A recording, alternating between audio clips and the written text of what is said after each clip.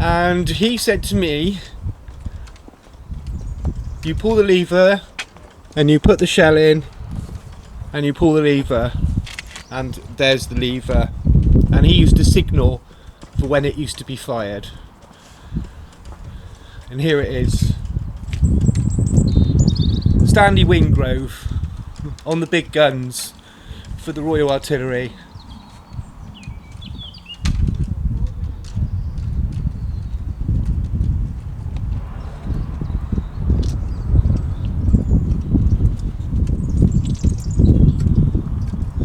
Complete with the shovel and the axe.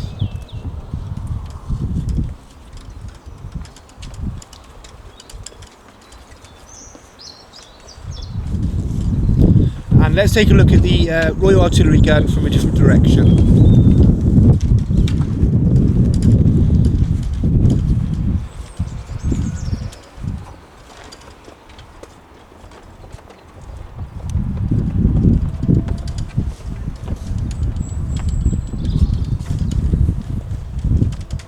This was one of the tanks which was immobilised by German gunfire after landing on Sword Beach, and there's a photograph down here of where they found it many years later, all covered in vegetation. Let's take a walk round and have a look at some of the other artefacts.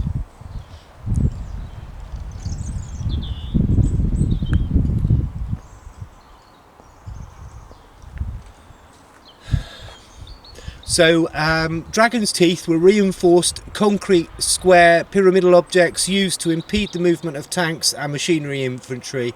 The idea was to slow down the vehicles, enabling them to be disposed of more easily by anti-tank weapons. Barbed wire and mines were added to them to impede the movement of the infantry. And here are some of the dragon's teeth there.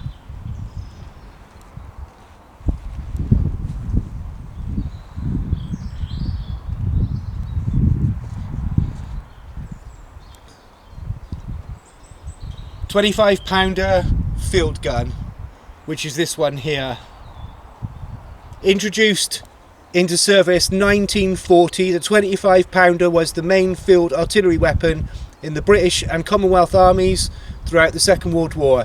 It was capable of firing high explosives, smoke and armour-piercing ammunition, and its 4 propellant charges allowed a variety of trajectories for given ranges, enabling targets, for example, behind cover of woods and hills to be engaged. The maximum range with high explosive shells was 12,250 metres. We've just walked past the 17-pounder, the most effective anti-tank weapon in the Allied arsenal. Its armour-piercing shell could penetrate the 12 centimetres of armour of the German Tiger tank at 1,000 metres. The 6th Airborne Division was equipped with 12 17-pounders in order to counter the threat posed by units of the German 21st Panzer Division, which were positioned on the eastern flank of the landing coast. And here are some photographs just below.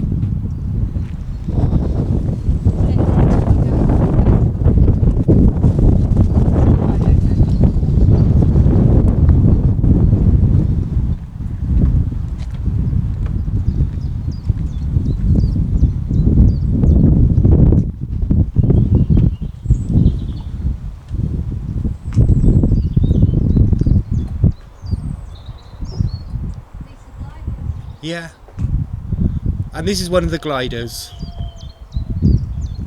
and just show you how big it is, if I put my hand just there.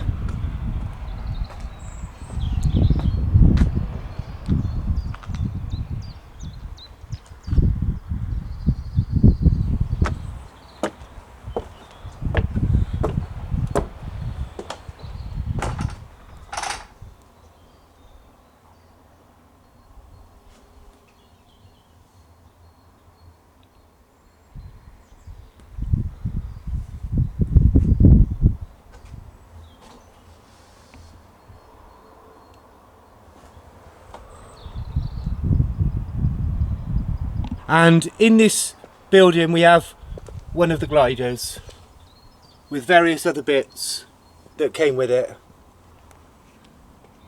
And as you can see, it's all made of wood.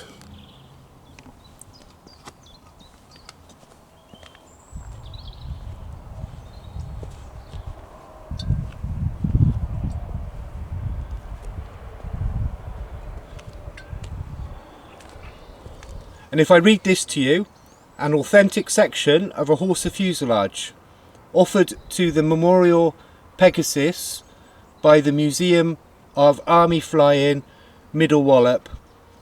The total length of the fuselage is 20 metres, more than twice the length of this section.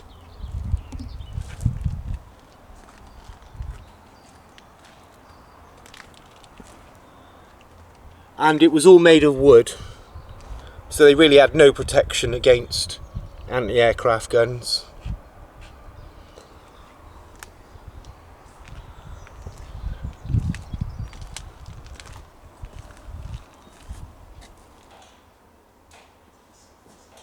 The channel stopped you, but not us.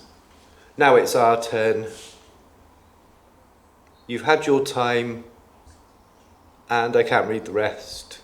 And here's some more parts with the airspeed Horsa 1, a schematic plan.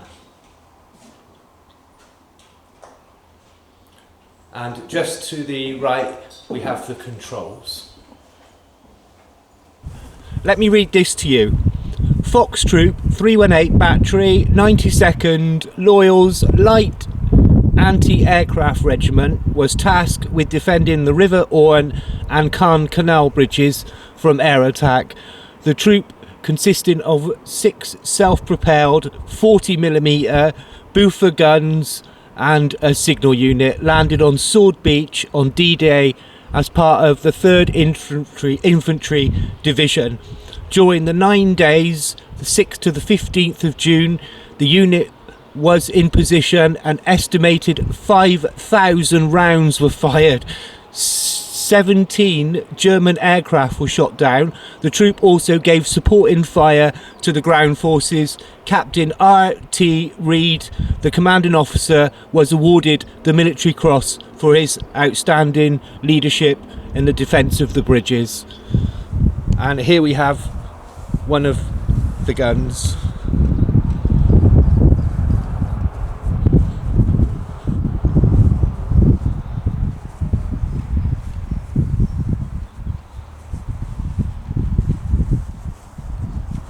And this is the Bofors 40mm gun, and this is of Swedish origin.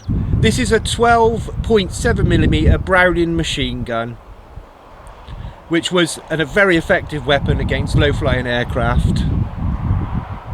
The electric operated turret was mounted on a half tank and had the fire rate of 1,800 rounds per minute. 3 men operated this weapon, a gunner and 2 loaders. Towards the end of the war, as Luftwaffe attacks became less frequent, the quad was increasingly used as an anti-personnel role, and here is one of them here. And you may well remember these from many an old film we've watched. And here are the ammunition chambers, 1, 2, 3, 4, and here are our 4 Browning machine guns, 1, 2, 3 and 4. And on the side of this ammunition container you can make out AMM chest caliber 50 M2 200 rounds, and also you can see the serial numbers on the guns, which are just there, and there's one there.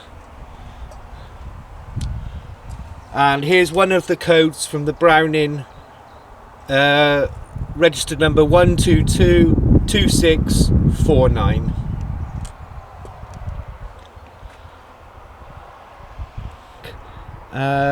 The example was used by the British Highland Division, a seaborne unit which landed on Sword Beach on D-Day and fought alongside the 6th Airborne Division, which also liberated Pegasus Bridge.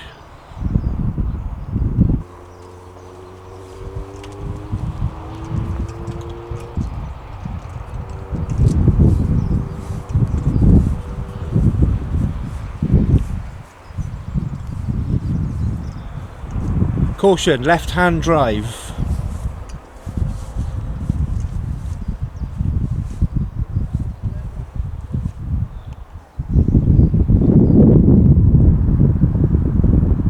The original Pegasus Bridge, which was moved from over there where we see the new Pegasus Bridge.